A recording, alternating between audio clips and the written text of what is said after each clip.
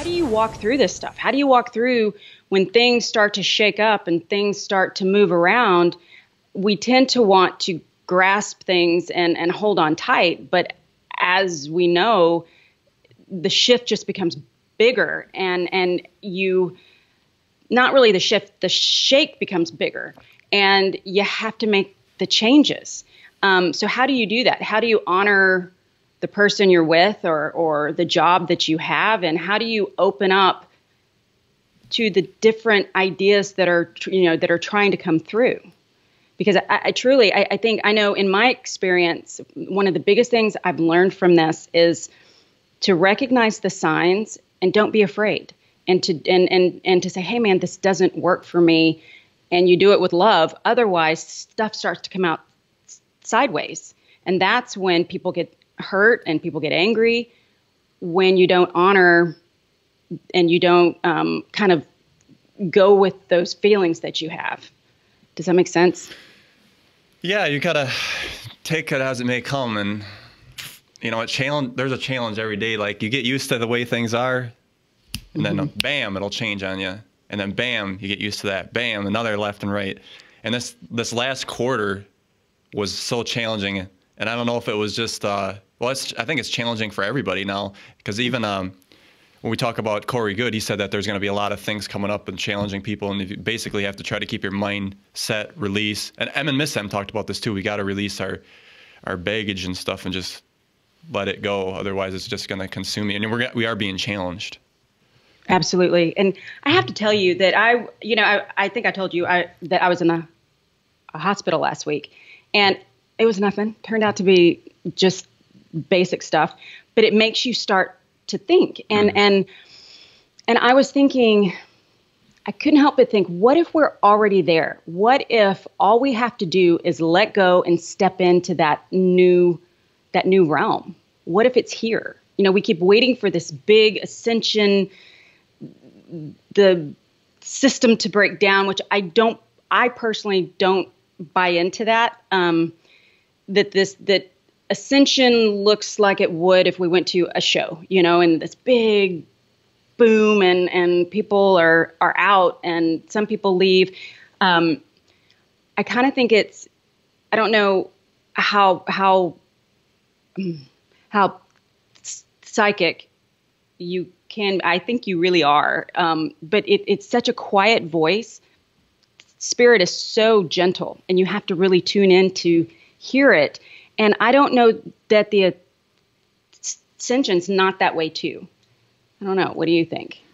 What if we stick ourselves in this waiting for it? See, yeah, that's what I'm worried about. And that's why I put the event on the topic list here so we can discuss that. I mean, we're constantly waiting for something and it's not happening. Well, we can see, the political realm shifting and things like, I want it to go faster. I'm ready for that. My body just feels like it's ready for that what's quantum leap, but it's just not going to happen, I don't think. Why not? The biggest thing, because it's like, I want the free energy systems to be coming out, because this is like huge. It would change everything. That topic alone would, bam, get people to think differently. People are like, oh, what about their jobs? No, the jobs would transition.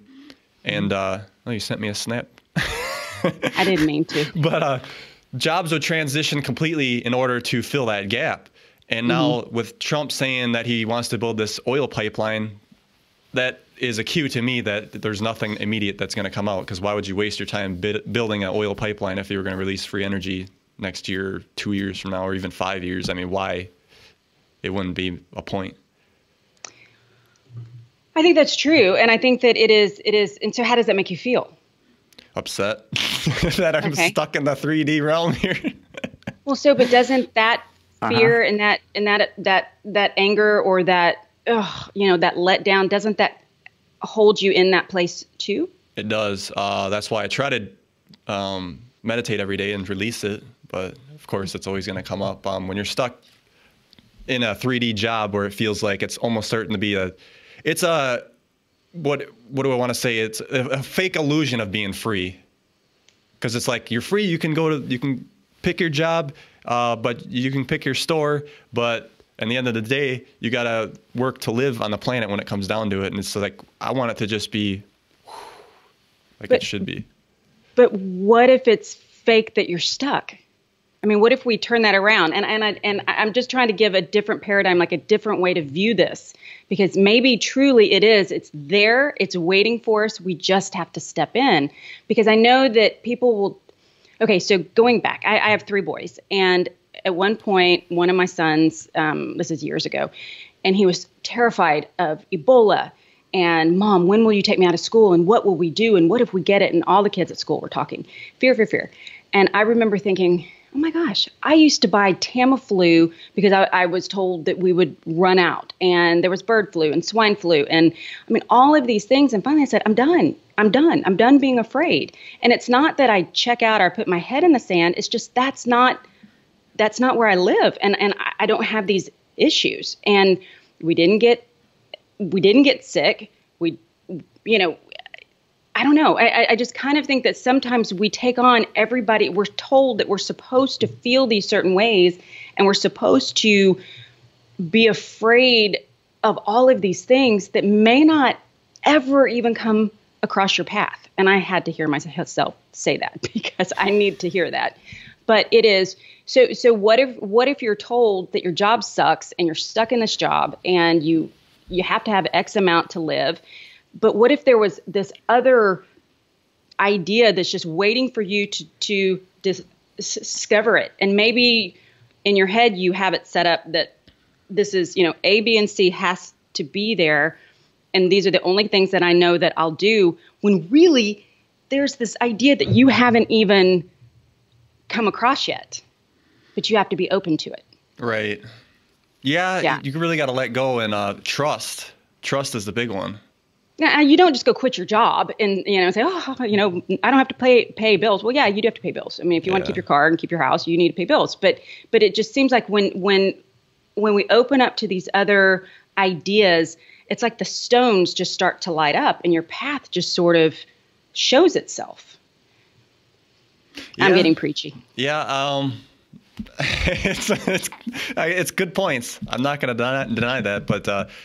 With the law of attraction and that, I think it's right to a certain extent. And like Abraham Hicks, she'll always talk about, you got to get into your vortex in order to see the pathways and have this is the key though. You got to get the inspiration to take action. And that's a lot what these the new age teachers, they don't emphasize action. They think you can just dream about it and then it happens. That's not going to happen. No. And it's funny, right before you said that, I was thinking, if you want me to give you an example of someone that I worked with at one point. Yes, sure. Short little story. So this person, she had this great job and she got pushed out. Great job, made a ton of money. And she didn't know what she was going to do. She really didn't want to go back to that, but that's how she paid her bills. And I said, well, what do you love? Oh, I love to design. I love to make clothes. I love clothes. And she had enough cash so that she could go back to school. She got her degree in design.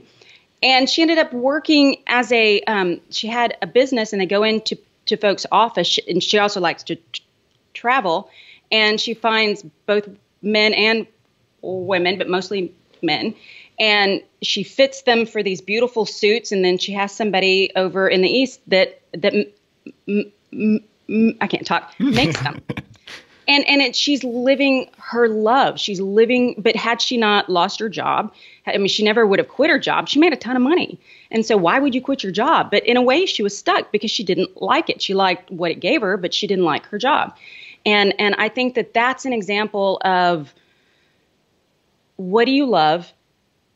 What can you do? Can you do it a little bit and then just kind of grow it as your main job, sort of that doing this job, kind of easing into it. I had one guy about 2 weeks ago. I said, what do you love? He's like, I hate being an attorney. I don't like doing that. I said, well, okay. He said, I want to travel and I want to write.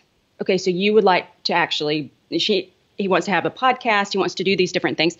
And he said, yeah, but I don't know if I can make anything at that. I was like, well, you don't have to, keep doing your job, do this part-time, kind of the way you do.